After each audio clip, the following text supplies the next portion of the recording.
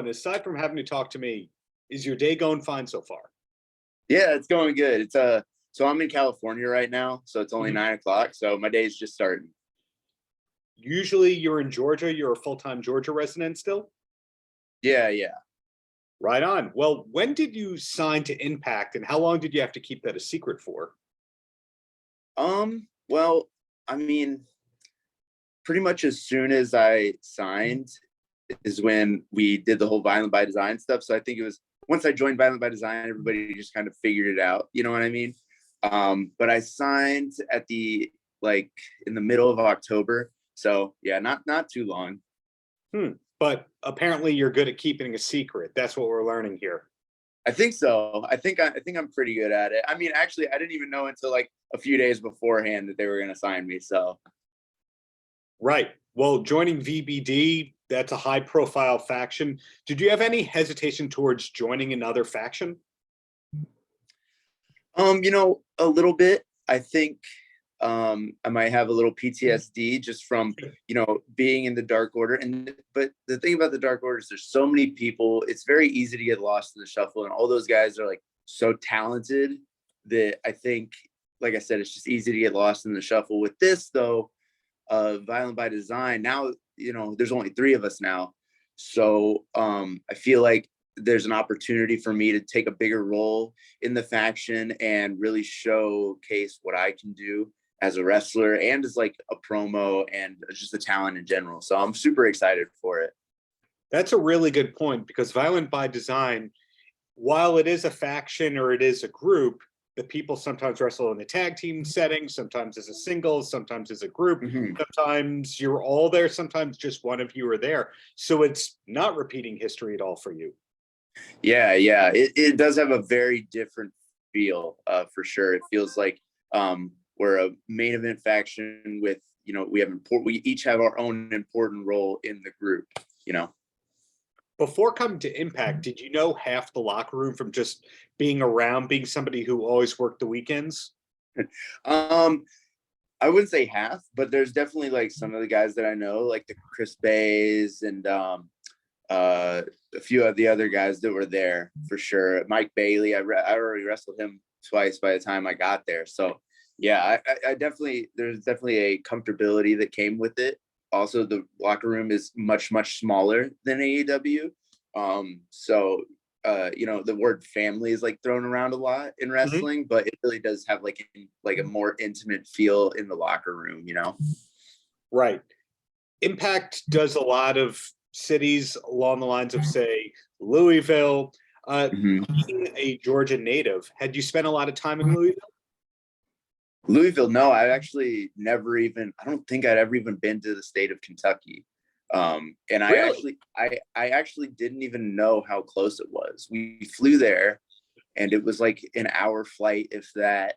And I thought that it was like over to the west more. So I was thinking that like the time zone change, there was a time zone change, but it's still East Coast time. I had no idea. So I spent like half of the day thinking that we were like an hour behind or whatever. I thought I was teeing you up for oh, come on. I was in OVW. You didn't know that? No, never. There you go. So you're a Georgia lifer, as I've mentioned before. Mhm. And nowadays, Georgia is kind of the epicenter for film, television, and sports. Yeah. When I was a kid, it's like, yeah, WCW was there, TNT, Yeah. TNN, Yeah. and that was it. It was just all the Turner stuff was there. And now we see Tyler Perry's studio, the show Atlanta winning all those Emmys, etc. When did you start to realize that you could spend the rest of your life in Georgia and not have to move to New York or LA to make it? Yeah, I remember like in high school, a lot of people were talking about it because it's also a boom for the music scene right now as Yeah. well.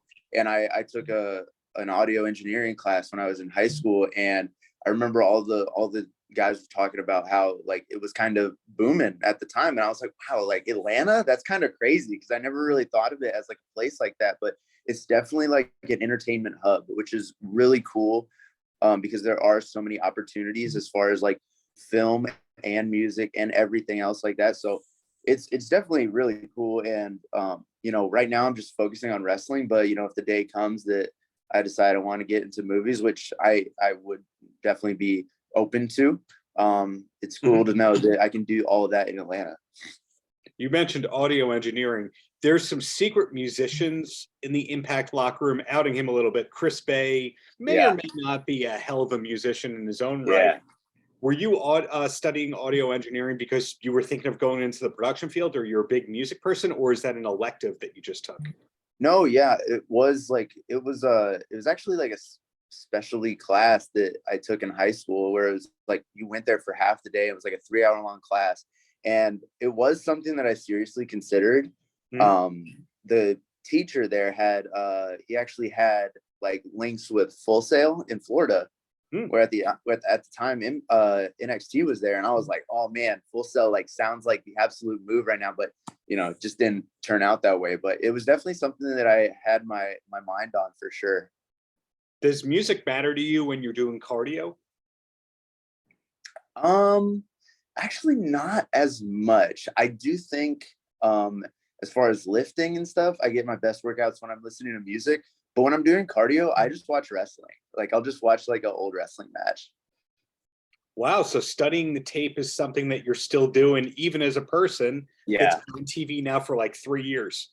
Oh yeah, absolutely. I don't think anybody should ever stop learning, especially when it comes to wrestling. There's like so much to take from every facet of wrestling, every time of wrestling, like every era of wrestling. There's something different to take from. And I don't think anybody should ever stop learning, studying, training, all that. Like obviously you want to conserve your bumps, so maybe training isn't something you do every day, but you know, you can always still watch more wrestling. Wow. Well, aside from wrestling, I heard a rumor you might be starting a podcast in the near future that's not about wrestling. Is that true?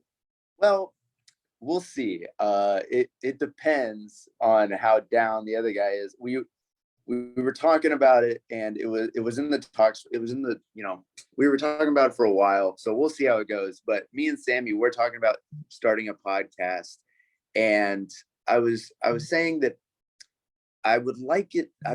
I know we're two wrestlers, but I would like it to be different from a wrestling podcast. You know, I feel like everybody and their mom in wrestling has a podcast now. So I would like it to be like just two guys.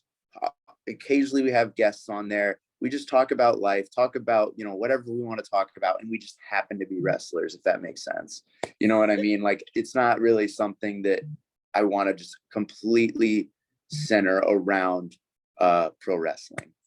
Well, the person who tipped me off to the fact that there may or may not be a podcast in the works said, hey, oh, by the way, Alan, he's big into hiking. Now, I was wondering because, okay, hiking, podcast, but podcast not about your trade.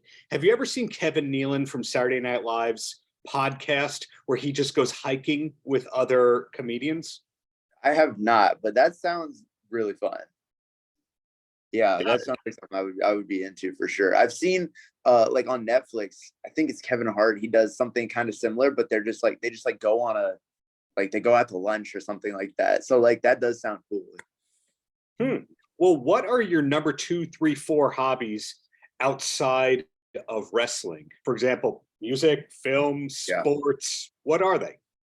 Well, you know, I was telling the guy for the pre-interview that like he was asking what are my hobbies and such, and I told him, I was like, I honestly like I'm pretty boring. Like I don't really have what I would call hobbies. I really just watch wrestling all the time. I just train, watch wrestling, and work out, you know. But I mean, me and my girlfriend do like going on hikes a lot. We went to Yosemite a few weeks ago in California, which was awesome. I would say like I'm kind of a nature guy, I guess you could say. But right now I'm just so focused on wrestling that it's hard to like really get into anything else.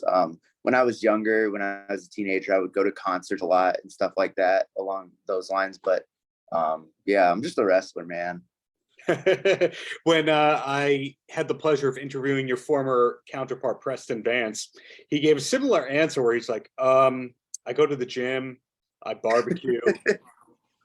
Yeah. I'm 24 and like right now my focus is wrestling. So it's hard to put my focus anywhere else, you know. There you go. Well, down to the last 2 questions here. Going to concerts, what's the last one that you went to? last concert I went to was a band called Dance Gavin Dance Yeah. out here in it was in Sacramento, I believe. And it was great. It was in August, I believe, and it was great. I've seen them like 2 or 3 times now, but ever since I started wrestling, I kind of stopped going to concerts as much. And that was maybe the first concert I gone to in maybe 2 years. So it's always like, you know, you get the love for the concert, and the music like always comes rushing back to you when you do something like that you haven't done in a long time. So Well said. And then the last one that I got for you, do you have a TV recommendation, a show that we should be watching that you think is great? Now, I know you said you generally do cardio to old wrestling matches, but any shows you like? So I recently really got into Euphoria. Now, I don't know if I would recommend this show to everybody because it's pretty insane. There's a lot of weird stuff that goes on in that show. But if you're into like the drama and the, you know, whatever, I would definitely check it out. It's kind of crazy, and I stayed up until 4 a.m. last night watching it. So yeah, I also am like a huge fan of Shark Tank, and I would love to like go on there one day and just pitch some. I don't know what I would pitch yet, but I think I could get them to invest for sure.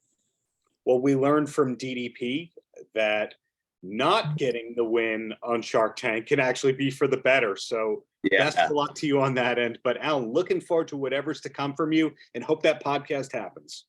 Yeah, thank you so much. I really appreciate this interview, man. Paltrocast.